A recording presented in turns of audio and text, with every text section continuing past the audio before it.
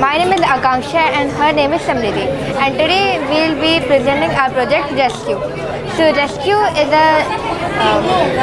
an emergency response vehicle where there is a fire system, a GPS surveillance system and a cooling system. So now let us proceed to the working. So as you can see that rescue full form is response, emergency, search and quick response. So this is our model and so basically in response, as we can see that there is a GPS module system in it which would provide a safe and a fastest route to reach a hazardous situation. For example, there is fire in a place and a lot of people are injured. So this would reach there by the safest and the fastest route it should provide. And second, we have the emergency. So basically in this you would keep a med kit or the first aid kit which so that it can use it and the injured people can use it to treat themselves and more lives could be saved.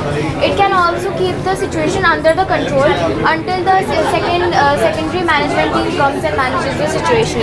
In search, they will, if there is a fire somewhere, so some sensors in the car will sense it and it will move forward and then douse the fire using the water pump system here. And for quick response, as she said before, that there is a medikit somewhere. There is a medikit here so that at least people get some first aid so that they can save some of their lives. And now we are going to talk about the SDG goals that we achieved by this project. We achieved the SDG goal 3, 9, 11 and 13. Continue. Yes. SDG 3, good health and well-being. In SDG 3, as it douses the fire and also provides first aid to people so that it saves people's life and gives them another life. And now we talk about the SDG 9, Industry, Innovation and Infrastructure.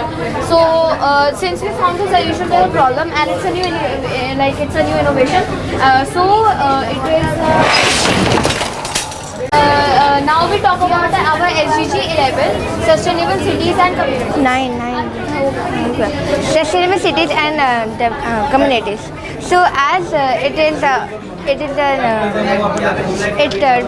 douses the fire and there will be stations where these 4 or 5 of these will be kept at one place. So it can contribute to a smart city. And now we talk about our SDG 13, which is climate change. So basically it has the cooling system which would keep it cool from the external also and the internal parts also. So it would also regulate the temperature. So this is how we are achieving the climate change. Thank you.